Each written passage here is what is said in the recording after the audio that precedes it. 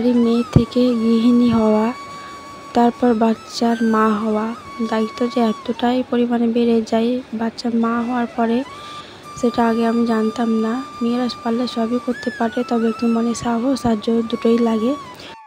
Hello everyone, আসসালামু আলাইকুম। তোমরা সব কেমন আছো? আশা করছি তোমরা সবাই ভালো আছো, সুস্থ আছো। আলহামদুলিল্লাহ, আমরা অনেক ভালো আছি। পশ্চিমবঙ্গে একটি ছোট্ট গ্রাম থেকে আমি মিনা। আমার চ্যানেলে তোমাদের সকলকে আরও একবার ওয়েলকাম জানিয়ে নতুন একটি ভিডিও শুরু করছি। স্কিপ না করে পুরো ভিডিওটি দেখা অনুরোধ রইল। আশা করছি তোমাদের একটু হলেও ভালো লাগবে। যেটা প্রথমে বলছিলাম, মা হয়ে যাওয়ার পরে দায়িত্ব যে কতটা বেড়ে গেছে। আর আমাদের মতন মায়েরা যারা বাচ্চা একটু অসুস্থ, মানে হাঁটতে পারে না, তাদের তো আরও বেশি কষ্ট। জরুরি কাজ করার পাশাপাশি ছেলেকে সামলানো আর ফিজিওথেরাপি করানো, পাশাপাশি সংসারের কাজ, একটু টাইম পাই না যায় নিজের দিকে তাকাই, নিজে একটু ফিটফাটে থাকি। কিচ্ছু করা যায় না, কোনোরকম মানে মুখে দুটো মুঠো ভাত বা কিছু খেয়ে নিয়ে সংসারের কাজে লেগে পড়তে হয়। যেহেতু ধান চাষ আরও কিছু হয় না আমাদের বাড়ি, শুধু এই মানে টুকটাক সংসারের কাজ। টুকটাক বলাও যাবে না, দুজন খায় বা তিনজন খায়, সংসারে তো অনেকগুলো কাজ। যা মেয়েরা কাজ করে তারা অবশ্যই জানবে। অনেকে মনে করে তোমাদের সংসারে কিছু নেই, ধান নেই, চাল নেই, তোমাদের এত কষ্ট কিসের, এত কাজ কিসের। তবে আমাদের মতন মায়েরা যাদের বাচ্চা হাঁটতে পারে না, তারাই বুঝবে তাদের জীবনে ঠিক কতটা কষ্ট। আশেপাশে কোথাও গেলেও বাচ্চা কোলে নিয়ে যেতে হয়। ওর বয়সী সব বাচ্চারা আশেপাশে চলাফেরা করে, দেখে একটা মায়েরও তো কষ্ট হয়, তাই না? মানে যেখানেই যাই ওকে কোলে করে নিয়ে যেতে হয়। এই তো সমস্ত কাজ সেরে নিয়েছি, এখন ঘুম থেকে ওঠে জায়গায় কোনো রকম মানে খাওয়ানোর পর ঝাঁটা ছিল না, সেই জন্য আর কি ঝাঁটা নিতে গেছিলাম। তো সেখানে এখন বাড়িতে নেই, তো ফিরে চলে এসেছি। আজকে ঘর দুয়ার পরিষ্কারভাবে মোছামুছি করব। দেখতে পেলে মশলা রাখার কৌটোগুলো পরিষ্কারভাবে ধুয়ে নিয়েছি, যেহেতু নিজস্ব কোনো পুকুর নেই। তো মানে ডিব্বাগুলো গামলায় করে নিয়েছে, সার্ফ দিয়ে সাবান দিয়ে ভালোভাবে ধুয়ে তো রোদে দিলাম। তো তার মধ্যে এই যে রান্নাবান্নাও তো করতে হবে, তাই না? বা যতই হোক আমি হয়তো সহ্য করে নেব। তারপর তোমার দাদাভাই কাজে গেছে, তো সে বাড়িতে এসে খাবে। তো আজকে শুক্তো করব, তো সেই জন্য উচ্ছে, বেগুন, ডাঁটা আর ফুলবড়ি নিয়েছি। তো ফুলবড়ির মধ্যে না মানে একটা দুটো ফুলবড়ি একটু নষ্ট হয়ে গেছে, গুঁড়ো গুঁড়ো আর কি ধরে গেছে। দোকানদার পাইল করে হয়তো বিক্রি করছে নাকি, সেই জন্য আর কি একটু দেখছিলাম। আর যেহেতু আজকে সমস্ত জিনিস আমি পরিষ্কার করব, আসলে জরুরি কাজ যখন করি আর্জেন্ট হয়ে যায়। আর ছেলেকে সামলানোর পাশাপাশি অত প্রথম হয়তো কাজ নিয়ে তাড়াহুড়োর মধ্যে করা হয়নি। যখন আর্জেন্ট হয়ে যায় তখন তাড়াহুড়োর মধ্যে করতে হয়, সেই জন্য ঘর দৌড় একটু অগোছালো হয়ে যায়। তো আমি এই বলধাগাটা নিয়ে আমার জরুরি কাজ করি। তো আমি জানি না যে আমার দুটো বলধাগা কিনা ছিল। তো এখানে খুবই অবস্থা খারাপ, আলমারিতে সমস্ত কাপ ফাপ আর কি বেরকে, প্লেট আর বেরকে আমি এই গামলার মধ্যে রাখতেছি, এখানে পরিষ্কার করে ধোবো।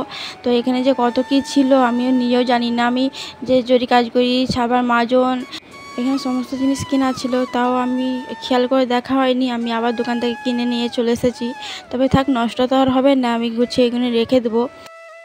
তো গিলাস, কাপ, প্লেটগুলো আমার ধোয়া হয়ে গেছে, ওইগুলো পরে আমি আলমারিতে রাখবো।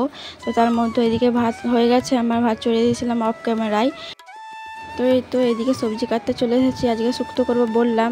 তবে এই দুটো ডাঁটাই না 20 টাকা নিয়েছে। কি বলবো, এত সবজির দাম যে কিছু বলার নেই। তবে শুক্তো খেতে গেলে তো ডাঁটা লাগবে, তবে এই দুটো ডাঁটাই আমি দেবো। এই দুটোই মানে একটা ডাঁটাই 10 টাকা আর কি, একটা বড় একটা ছোট। তো সেটা আর কি দেখাচ্ছিলাম যে কি ডাঁটার দাম, মানে সব রকম। এই যে আমি বেগুনটা কাটলাম, এইটাই 10 টাকা, অত ছোট বেগুনের দাম 10 টাকা। যেটুকু রোজগার করা সেটুকু রোজগার করবে, কিন্তু খরচ তার থেকে বেশি। আমাদের মতন পরিবারে, মধ্যবিত্ত পরিবারে একজন খেটে সংসার চালানো হিমশিম। তাছাড়াও আমার ছেলে পিছনে টাকা খরচ হয়, ওকে ফিজিওথেরাপি করানো হয়, তাই অনেক দিন করানো হয়নি। তো টাকা বাকি রয়ে গেছে, তো সেই জন্য আর ফোন করে দেখা হয়নি স্যারকে যে ফিজিওথেরাপি করে যান স্যার। দিনকে দিন যা জিনিসের দাম বাড়ছে, রোজগার তো আর বাড়ছে না, রোজগার তো সেমই একই আছে। তো একটা মানুষের রোজের উপরে নির্ভর করে পুরো সংসার চালানো অসম্ভব। সে দুজন খাক বা তিনজন খাক, হপ্তাহে অনেক টাকা খরচ হয়ে যায়। মানে খেতে তো হবে, মানুষকে তো বাঁচতে হবে, মানুষ তো রোজগার করে বাঁচার জন্য। তো আমাদের মতো মধ্যবিত্ত পরিবারে আমাদের যেমন অসুস্থ বাচ্চা, তো বাচ্চাকে ভালো করে ট্রিটমেন্ট করানো হচ্ছে না। তবে চেষ্টা করি জরুরি কাজ করে কিছু টাকা আর কি রেখে, বা কিছু টাকা বাচ্চাকে ভালো মন্দ খাওয়ানোর জন্য।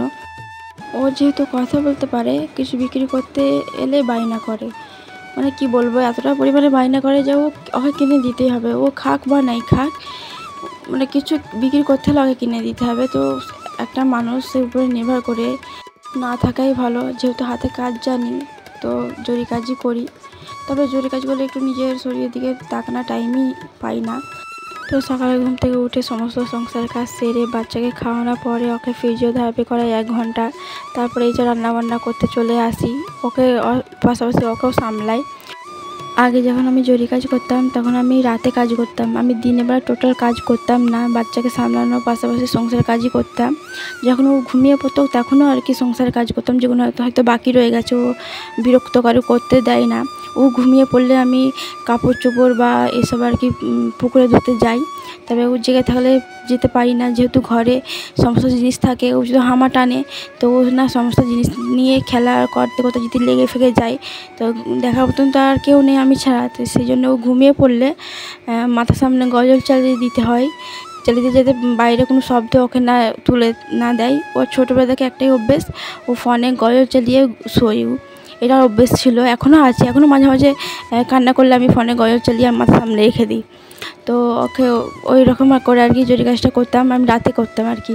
তবে রাত জেগে জেগে কাজ করে এত অসুস্থ হয়ে গেছিলাম যে 9 দিন বা 10 দিন টানা হাসপাতালে ভর্তি ছিলাম। তো তারপর থেকে ভেবে নিচ্ছি আর রাত জেগে কাজ করবো না। যা কাজ যদি করা হয় 8টা কি 9টা বা 10টা জোর করে, তার বেশি রাত জাগা যাবে না। আর ও যখন দুপুরবেলা ঘুমিয়ে পড়ে তখন আমি ওই 1 ঘন্টা বা 1.5 ঘন্টা ঘুমিয়ে থাকে, তখন ওই টানা কাজ করে নিই। আর তারপরে উঠে এই তো তোমার দাদাভাই এলে যখন ব্যায়াম ফ্যায়াম করানো হয় ওকে, তোমার দাদাভাই যখন করায়, তো তখন আমি জরি কাজটা করি। তো সকাল থেকে রাত পর্যন্ত এভাবে আমার চলে। তো দেখতে পেলে এদিকে সমস্ত সবজি কাটা হয়ে গেছে। এদিকে না এই কোনাতে না ডিম ভেজেছিলাম, তো সেটাকে আমি চাপা দিয়ে রেখেছিলাম আর ধুইনি। তো অত অল্প পরিমাণে একটু তেল ছিল, তো তাতেই আমি এই ফুলবড়িটাকে দিয়ে দিলাম। তো তারপরে আর কি ফুলবড়ি ভাজা হয়ে গেছে, কোনাটাকে ভালোভাবে ধুয়ে নিয়েছি, যেহেতু একটু জলা টাইপের হয়ে গেছিলো। তো ওর মধ্যে তেল দিয়ে দিচ্ছি, অত উচ্ছে আমি ভেজে নেব। আর আমি যখন মানে সবজি কোচাচ্ছিলাম, তো তখন আর বাচ্চা আমার পাশেই বসেছিল, এত পরিমাণে দুষ্টুমি করতেছিল। ওকে একটা গাড়ি দিয়েছিলাম, ও গাড়িটা 100 বার আমার দিকে করে দিয়েছিলো, আর আমাকে বলছিল মা আমাকে দাও। তো এদিকে সবজি কুচাচ্ছিলাম আর ওর সাথে কথা বলছিলাম। ওই যে বললাম মেয়েরা পারলে সবই পারে। তো এই তো এদিকে উচ্ছেটা ভালোভাবে ভেজে নেবো, যেহেতু শুক্তো করব। আর উচ্ছে যদি ভালোভাবে না ভাজা হয় না, তরকারিটা প্রচণ্ড তেতো হয়ে যায়। আর আমি যেহেতু উচ্ছে ভাজা আগে খেতাম না, মানে বিয়ের আগে খেতাম না, তবে বিয়ের পরে বাচ্চা হওয়ার পরে তো তোমার দাদাভাই খেতে বলতো, তুমি খাও বা তোমার এইসব খেলে উপকার। যেমন ফোনে আমি ইউটিউবে সার্চ করে দেখতাম যে কী কী খেলে ভালো। উচ্ছে আমি খেতাম না, মা জোর করে বলতো, অতটা আর কি গ্রাহ্য করতাম না, খেতাম না। তবে বিয়ের পরে খাচ্ছি, কিন্তু আমি সমস্ত সবজি খাই। আমার মধ্যে একটা গুণ ভালো, কোনো জিনিস আমি না বলবো না সবজির মধ্যে। তবে উচ্ছেটা আমি খেতাম না, তবে বিয়ের পরে উচ্ছেটা আমি খাই। ভাজা ভালো লাগে, ভাজা হবে বেশ, আর গরম ভাত হবে, আর কিচ্ছু চাই না, মানে উচ্ছে ভাজা দিয়ে আমার ভাত খাওয়া হয়ে যাবে। তো এদিকে দেখো, এদিকে মাছ করে উচ্ছেটা ভেজে নিয়েছি যাতে তিতোটা একটু কম হয়। আসলে উচ্ছের তরকারিটা আমার খেতে অতটা পরিমাণে ভালো লাগে না, তবে উচ্ছে ভাজা দিয়ে ভাত খেতে খুবই পরিমাণে ভালো লাগে। তো এরপরে আমি পেঁয়াজ দিয়ে দেবো, আর ওতে আমি পেঁয়াজ ছাড়া আদা রসুন আর কিছু ব্যবহার করিনি। আসলে বাড়িতে ছিল না রসুন, তো সেই জন্য ব্যবহার করিনি।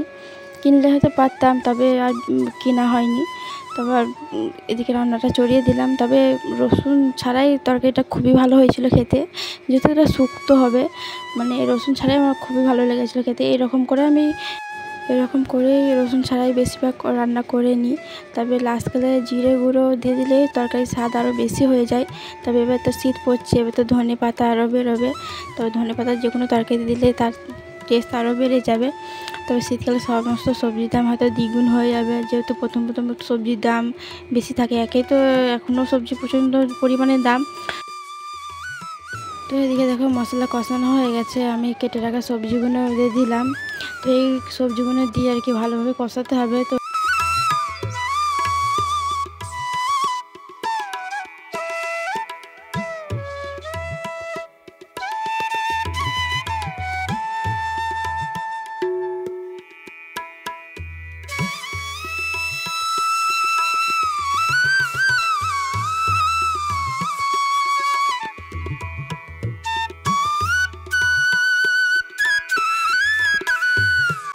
তো লবণ দিয়েছিলাম না, তো লবণ দিয়ে একটু পরিমাণ মতো পানি দিয়ে আমি মানে সবজিটাকে ভালোভাবে কষিয়ে নেব।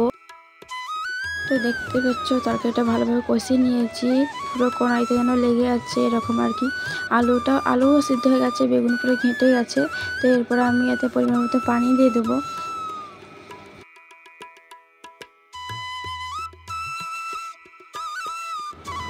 তরকারি কষানো পুরো কমপ্লিট। এবার আমি পরিমাণ মতো পানি দিয়ে দিলাম। তো এরপরে আমি উচ্ছেটা দিয়ে দেবো, উচ্ছে যেটা ভেজে রেখেছিলাম তো ওইটা দিয়ে দেবো। আর ফুলবড়িটা হচ্ছে আমি তরকারি নামানোর কিছুক্ষণ আগে দেবো, যেহেতু এখন দিলে তবে সব আর কি হেঁটে যাবে, ফুলবড়ি গোটা গোটা হয়ে থাকবে না, পুরো তরকারির মধ্যে আর কি হেঁটে যাবে। তো সেই কারণে ফুলবড়িটা এখন দেবো না। আর যেহেতু শুক্তো তরকারি শুকনো শুকনো করবো, তো পরিমাণ মতো পানিটা আমি কম দিয়েছি।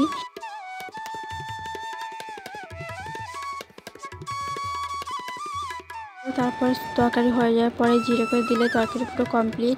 তো এদিকে ছেলের জন্য দুধ নেওয়া হয়েছে, এটাকে একটু গরম করে নিয়েছি। তো তারপরে খাওয়া দাওয়া করার পরে দুপুরে এখনও ভিডিও করতে পারিনি, ছেলে এখন ঘুমিয়ে আছে। তো তারপরে এই তো এগুলো সব আর কি কেচে এনেছি আমি, এবারে কমফর্ট দিয়ে আর কি মেলে দেবো। তো এই গামলার মধ্যে পানি নিয়েছি, আর যেহেতু অনেকগুলো কাপড় চোপড় আছে তো পানিটার পরিমাণ একটু বেশি নিয়েছি। আর যারা কমফর্ট ব্যবহার করবে তারা এই গোলাপিটা একদম কিনবে না, কারণ এই গোলাপি অনেক পরিমাণে বেশি দিলে না সেন হয় না, ব্লুটা পরিমাণে সেন বেশি হয়। যারা আমাদের আশেপাশে যারা ব্যবহার করেছে তারা বলেছে যে গোলাপিটা একদম সেন হয় না। আমি অনেক করে দিলেও আর কি মানে সুগন্ধ যেটা বেরোয় সেটা কাপড় চোপড় থেকে বেরোয় না। আর ব্লুটা দিলে বেশি নাকি অল্পতে নাকি সুগন্ধ বেরোয়। তো সেই জন্য আমি যেহেতু ফার্স্ট ব্যবহার করছি তো আমি জানি না, আমি গোলাপিটা কিনে নিয়ে চলে এসেছি। তো এর মধ্যে আমি ঘরে ব্যবহার করি যে ওড়নাগুলো বা কোথাও গেলে ব্যবহার করি যে ওড়নাগুলো সবই একসঙ্গে আমি আর কি দিয়ে দেবো, যেহেতু কোনো ওড়নাতে আমার রঙ ওঠে না। তো সেই জন্য আমি একই গামলাতে আর কি দিয়ে দেবো।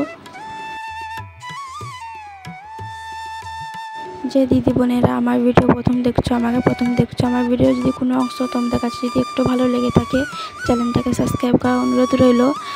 আর কমেন্ট করে জানিও ভিডিওটি কেমন লেগেছে তোমাদের কাছে। তো সবাই ভালো থাকবেন, সুস্থ থাকবেন। ভিডিওটি আমি এখানেই শেষ করব। আসসালামু আলাইকুম।